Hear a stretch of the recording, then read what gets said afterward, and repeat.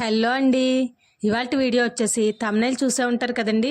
ఎంతో టేస్టీగా ఇంకా హెల్తీగా చేసుకునే పెసరట్టు ఉప్మా రెస్టారెంట్ స్టైల్లో చూసేద్దాం రండి. నాకు తెలిసిన ఒక హోటల్ అయినా చెప్పారనమాట ఈ విధంగా చేసుకుంటే బాగుంటుందని. అందుకని మీకు చూపిస్తున్నాను. ముందుగా ఒక కప్పు పెసలైతే తీసుకున్నానండి.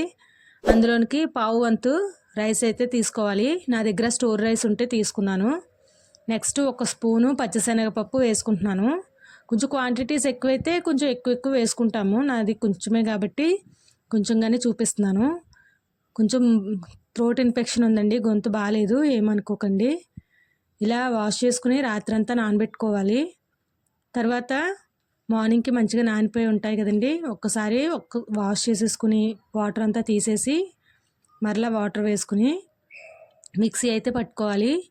మిక్సీ పట్టేటప్పుడు కూడా ఎక్కువ హెవీగా 2-3 పెట్టేసి అలా పట్టద్దండి.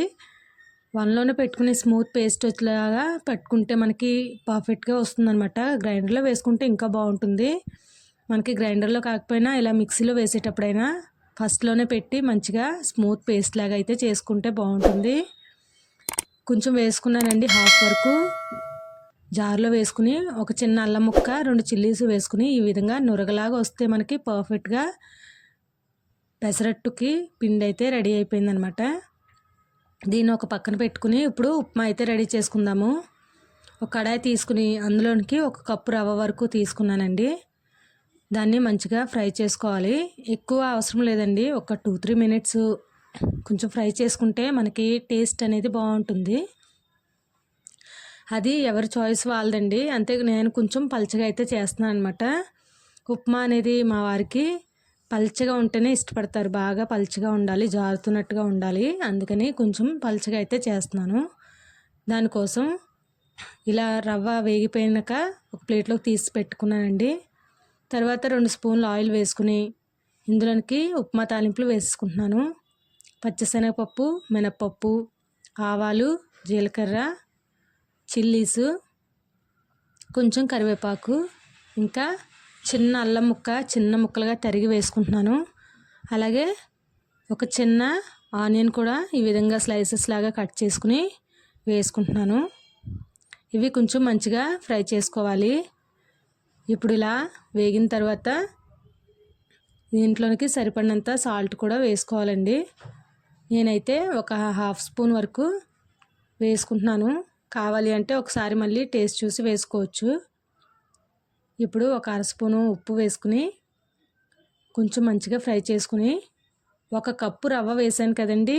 ఒక కప్పు రవ్వకి నాకు పల్చగా ఉండాలి కాబట్టి 4 కప్పుల వరకు వాటర్ అయితే వేసుకుంటున్నాను.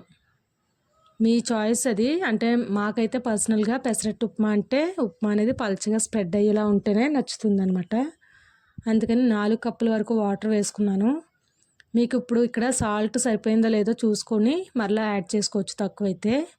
నాకు సరిపోయింది కాబట్టి ఇలా వాటర్ బాయిల్ అవుతున్నప్పుడు స్టవ్ సిమ్లో పెట్టేసుకుని ఇలా వేయించి పెట్టుకున్న రవ్వని ఇందులోకి వేసేసుకుని బాగా కలుపుకోవాలి. ఎక్కడ ఉండలు లేకుండా మంచిగా కలుపుకోవాలి.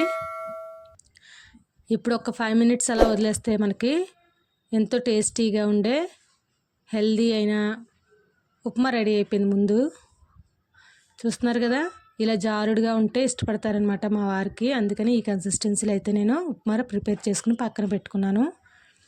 ఇప్పుడు పెసరపిండిని తీసుకుని దాంట్లో సాల్ట్ వేసుకుని బాగా కలుపుకుంటున్నాను. ఒక రేక్ అయితే తీసుకున్నానండి, అట్లా రేకు అంటారు కదా, ఆ పెనాన్ని తీసుకుని ఇలా కొంచెం ఆయిల్ స్ప్రెడ్ చేసుకుని దాన్ని తుడిచేసుకుంటున్నాను. ఇప్పుడు దానిపైన కొంచెం పెసరట్టు మరి పల్చగా కాదండి, కొంచెం దలసరిగా వేసుకుంటే మనకి బాగుంటుంది. ఎప్పుడు కూడా పెసరట్టు ఉప్మాలో కొంచెం దలసరిగా ఉంటే బాగుంటుంది. ఇది నేను ప్లెయిన్గా ఒకటి ముందుగా వేసి చూపిస్తున్నాను అనమాట. మా చిన్న అబ్బాయి సపరేట్గా తింటాడు, ప్లెయిన్గా తింటాడని చెప్పి వాడి కోసం ఒకటి ప్లెయిన్గా ముందుగా వేస్తున్నాను ఒకటి. ఇలా వేయిన తర్వాత మరలా టర్న్ చేసుకుని ఇలా మంచిగా వేయించేసుకుంటే టేస్టీ పెసరట్టు అయితే రెడీ అయిపోయింది. ఇప్పుడు పెసరట్టు ఉప్మాకి వేస్తాను చూడండి, ఇది తీసిస్తారు. పెసరట్టు ఉప్మాలో వేసేటప్పుడు అండి కొంచెం దలసరిగా ఉండాలండి పెసరట్టు అనేది.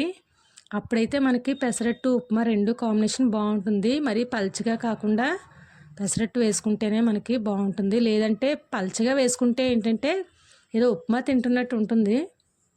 అలా కాకుండా కొంచెం దలసరిగా వేసుకుంటే మనకి పెసరట్టు ఉప్మా కాంబినేషన్ అయితే తెలుస్తుంది బాగా. తర్వాత ఈ విధంగా పెసరట్టు టూ సైడ్స్ మంచిగా కాల్చుకున్నాక నేను ఉప్మా అయితే ఈ విధంగా స్ప్రెడ్ చేసుకుంటున్నాను అనమాట. చూసారు కదండి, చాలా ఈజీగా ఇంకా హెల్తీగా బ్రేక్ఫాస్ట్ని అయితే రెడీ చేసుకోవచ్చు. ఇదండి వాళ్ళ వీడియో. మీకు కనుక నచ్చినట్లయితే ప్లీజ్ లైక్ చేయండి, షేర్ చేయండి. కొత్తగా చూసిన వాళ్ళైతే మాత్రం సబ్స్క్రైబ్ చేసుకోవడం మర్చిపోవద్దండి. చూస్తున్నారు కదా, ఎంతో హెల్తీగా టేస్టీగా రెస్టారెంట్ స్టైల్లో పెసరట్టు ఉప్మా అయితే రెడీ అయిపోయింది. Thanks for watching.